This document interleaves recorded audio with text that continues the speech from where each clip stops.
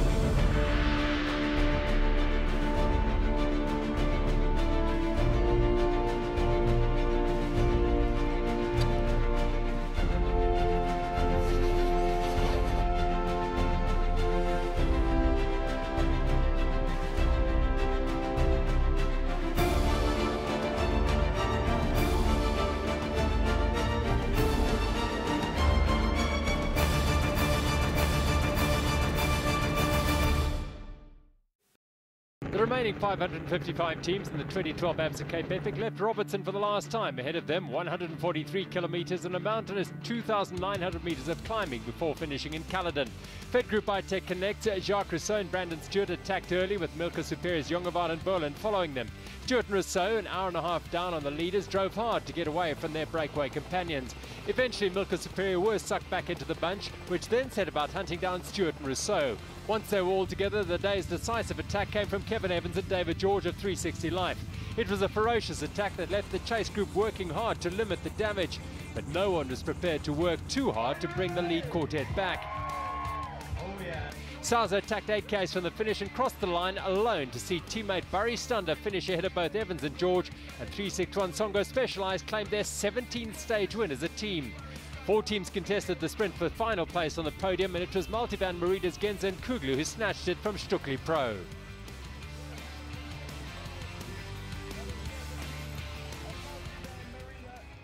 Sauser and Stunder lead by 18 minutes, just 22 seconds separate second and third. 360 Life are on the comeback trail. They're 6 minutes away from second place and regained the Absa Africa leaders jersey. Bajan Brighthouse was second again, while MTN Quebec as ladies consolidated their third place. Simon Fitzemire, an impressive 18th place overall in the Telkom Business Masters. The only change among the category jersey leaders was the Absa African leaders jersey, now on the backs of 360 Life. Huge energy consumption. That's the term Woolworths nutritionist Mareka Vitsail would use when asked about the demands on the body's reserves during the Absa Cape Epic. Replacing energy spent during and after each stage is one of the most critical factors that will determine performance later in the race. A midfielder weighing 80 kilograms would burn between 9 and 10,000 calories on one of the longer stages. That's 5 times what he'd use during a normal day at the office. Eating right after exercise is essential, and through their good food journey, Woolworths provide MSG and preservative-free foods which are on hand in the shaded Woolworths recovery zone after the ride.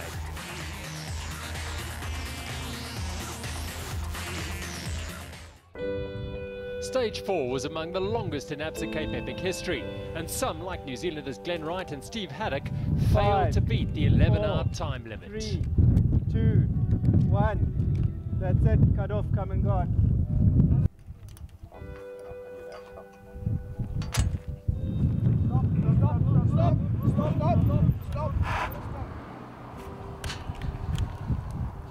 I think he might want to give that bike away. I'm sure we get another bike tomorrow, but and it's the 3rd day where we've had an hour mucking around with it, so that doesn't help. It's a long way to come when you don't finish. That's what it means to have the doors slammed on your Absa Cape Epic dream.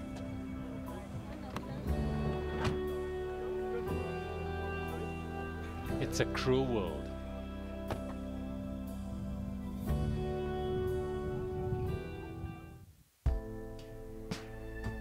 It was a brutal ride for all of them, acknowledged by one of the best in the business.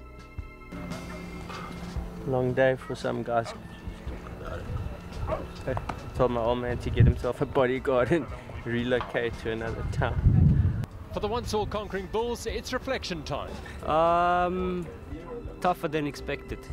I think Katie was lying a little bit at at the discussion at the race briefing when she said, "Oh, it's all rolling hills. It's faster than you think."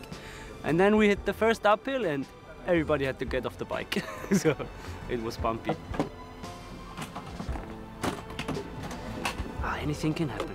Maybe Kevin and David, they made up lots of time today, so everybody's close together from place 2 up to, I don't know, 6 or 7, and yeah, with all the technical stuff that's coming now, and punctures or technicals, or maybe some guys overcooked it already on the first stages because it was so hard. Yeah, maybe we will see some mushroom clouds. I hope it's not me.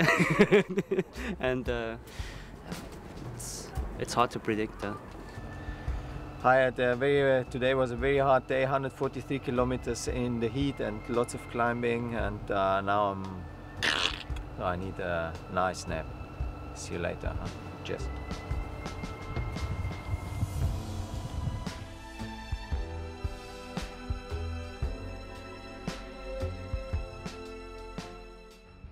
Two major climbs jab upwards on stage 4's route profile. The first is the loose, long, steep Babylon's Touring, followed by the brutal, stony ascent to Charlie's Heaven. But views as far as Cape Point and Cape Agulhas, it'll be worth going through hell to get to the top.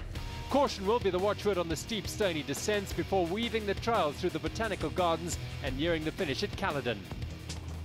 For the first time in the history of the race, Caledon hosts the riders who woke up to blue skies dotted with the occasional cloud. Team MTN Quebec arrives at the start dressed warmly to ensure minimal energy loss. Team Robert Daniel Momsen of Fitzemire and Sim look confident tackling another day. Madolo and Simoyele, fantastic rookie performance wearing the Xara development jerseys. A line at the front filled with the colourful craft leaders' jerseys takes the riders on today's lap, featuring the feared Charlie's Heaven with rutted and rocky dual tracks hindering the progress of the athletes. Those on dual suspension bikes will have an advantage over the others with rigs featuring only front suspension. The forecast predicts some wind later in the morning, which could play a major role in the latter half of the stage.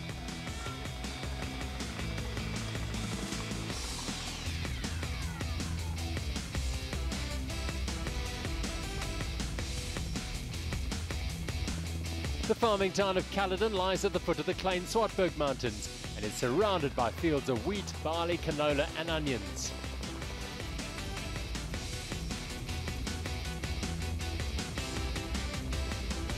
This tranquil town and its 10,000 residents have embraced the race, showing their warmth and hospitality.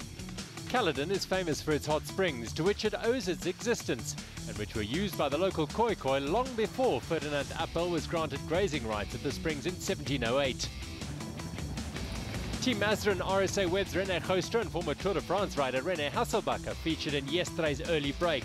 There at the front, Hasselbacher chatting to Urs Huber. The main field rolls along the dusty roads. The morning light paints a postcard picture with plumes billowing behind the pack. The smooth roads out of town give little clue of the stony trails to come. Riders will be fighting for a good position before the road swings upwards off the farm roads and onto Babylon's Touring. Again, it's the doyens of the race, 361 Songo Specialized, to take the initiative, with Barry Stander keeping the pace high to discourage any challengers. The best way to defend the leader's jersey is to attack. It seems Topi Gergen fancy their chances today. They're right at the head of affairs. Former marathon world champion Lakata and surprise performer Menon. 361 Songo Specialized, 360 Light, Multivan Merida, the Bulls, Fed Group, iTech Connect, Centurion Voda, they're all there. The first climb of the day is a 4-kilometer long track that rises 400 meters. It may not be the steepest climb we've seen, but it's one of the roughest. When the wheels spin out, riders are forced to walk. And the moment the rider in front gets off, the rest have to follow.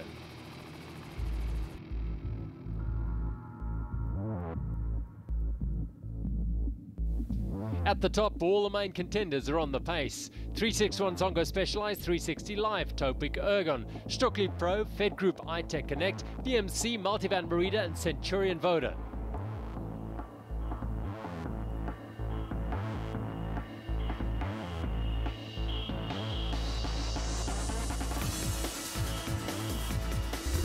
On board now with MTN Quebec's Jacques Hans van Rensburg's GoPro camera.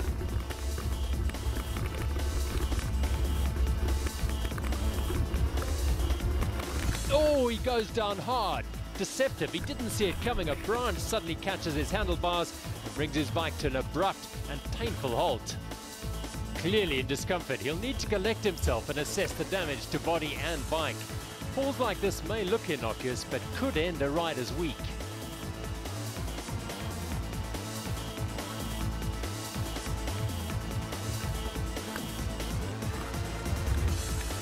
He and Adrian Nyanshuti wore the Absa African Leaders jersey for 2 days.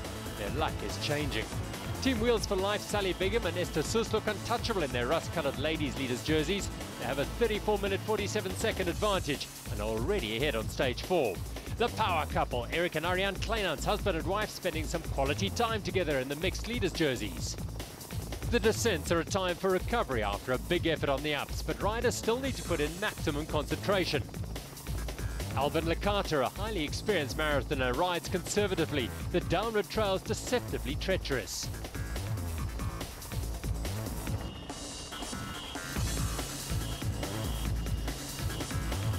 Team Centurion Bode looked good today after struggling earlier in the week.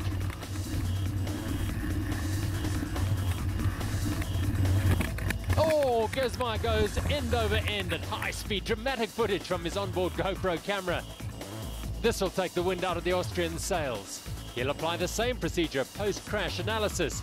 They'll have to put it behind them, but it's bound to affect his confidence.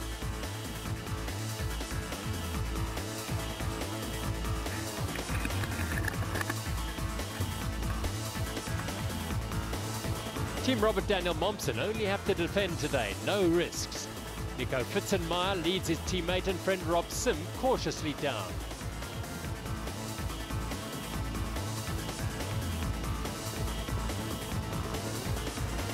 Waterpoint 1 sees a regrouping of all the top names in contention for an overall podium spot in Lawrenceford on Sunday. Ari Stander plans ahead, ready with an open bottle to fill. Jacques Rousseau rides through. Lecata gets his refill done efficiently, while Carl Platt answers a call of nature.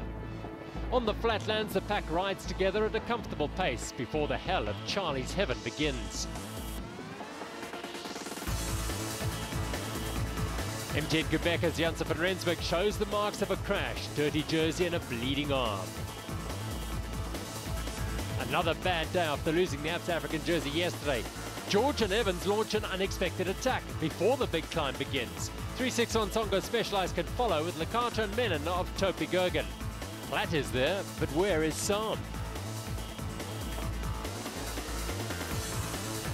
An unusual move like this catches rivals unaware and is so often successful. Taken by surprise, the gap to Bulls 2, Fed Group iTech Connect for Slice, Multivan, Merida and Stuckli is already at 15 seconds.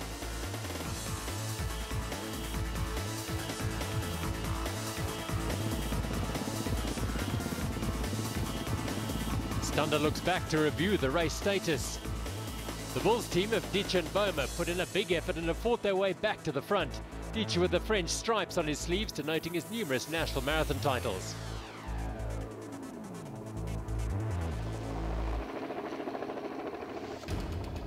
Platt and Sam are in the chase group.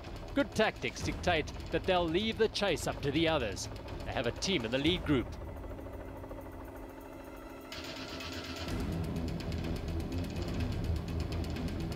Emil Lindgren wears the Outcast jersey after partner Adam Craig abandoned yesterday. He can continue and enjoy the experience of the event, but may not interfere with the outcome of the race.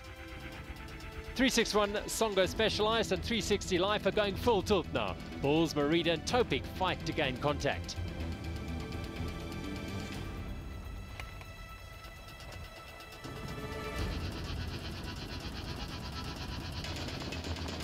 Menon is close, but Lecata battles on the rough surface. Stuckli and Platt and Sam are off. Verslaaf's Craft are also in difficulty. The scorched landscape, a perfect backdrop to the white-hot racing between the world's best mountain bikers. This was a clever move by Team 360 Life. With the top spot on the overall podium all but sewn up, there are only two left, and Evans and George sense weaknesses and are softening rivals up before the big climb. The cracks are showing. Stuckli and Merida are in the hurt box. With the wind picking up, they'll need to stay in contact for shelter in the pack. They know they'll lose heaps of time if let to fight on their own. Desperate times.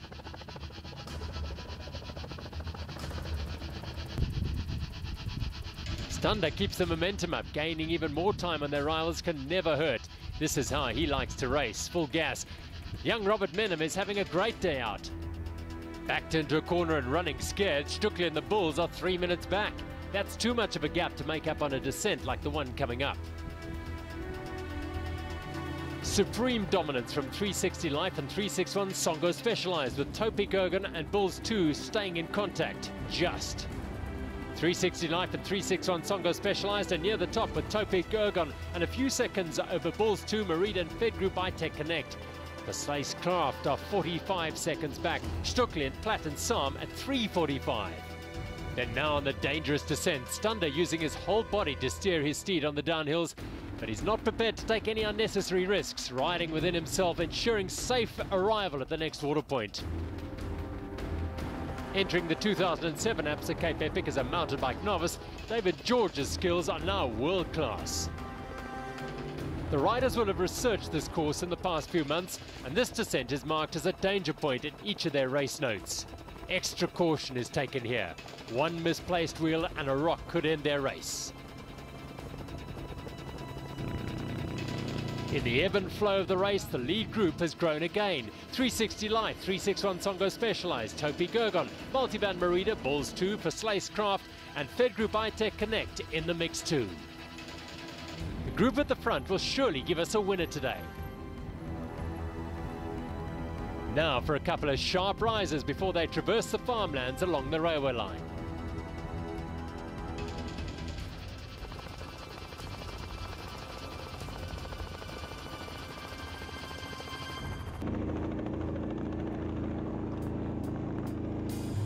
Hard luck for Topi Gergen with a flat at the worst possible time. With so few kilometers remaining to catch up, they've used up all their air canisters and are forced to use a pump, wasting valuable time.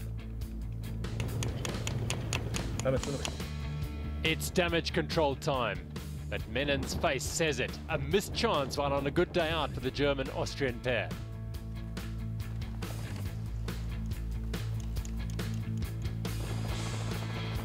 The strong winds have taken their toll on the lead pack. Playing a major role in the outcome of the day, this is a factor the riders could not predict looking at the race profile, and there's a severe headwind as the leaders ride in a mini echelon. Before long, it's down to just 3 teams. The Bulls are way back, as are Team Stuckli Pro, their overall podium positions at risk. This is a stage-winning move. Stander and Sousa, cross-country racing specialists, are thriving in the tight section leading into town. With constant gear shifting and on-off power accelerations, this is their territory. 360 Life is gapped. Barring incident, it's surely another second place.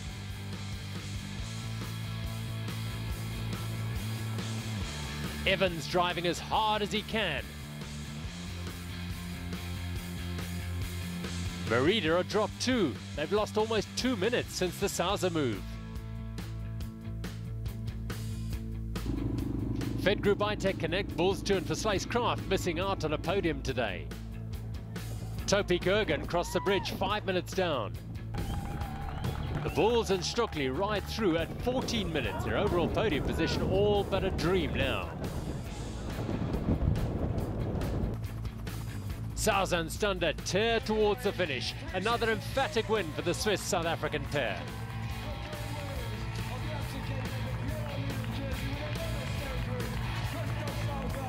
Evans and George of 360 Life arrive in second. Disappointed.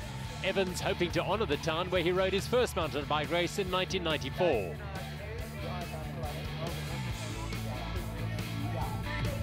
And multiband Merida's Hannes Genzer and Andres Kugler settle for third once again, ever consistent.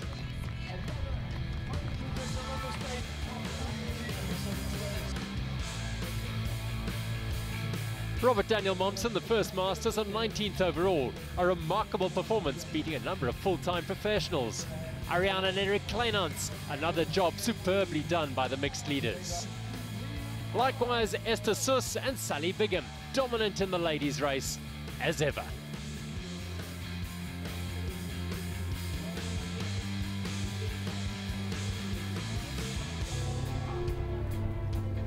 the jersey fits, wear it. The yellow is starting to look very permanent on Stander and Sousa. When you don't know the route, it's hard to set goals on the route, but today had a good character. It was very, very windy for the last hour and a half.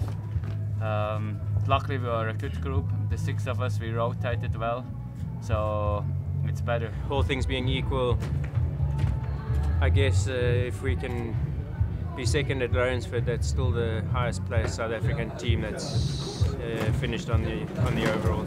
Yesterday we could save some energy for today's stage, and that was maybe key to go with the first 2 teams together.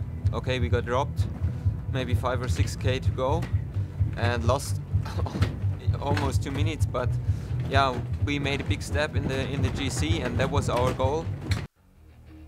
A stage win on the Absa Cape Epic is highly prized, no matter how many you've won, and Sousa and Stander collected their 18th today. 360 Life runners-up again ahead of Multivan Merida.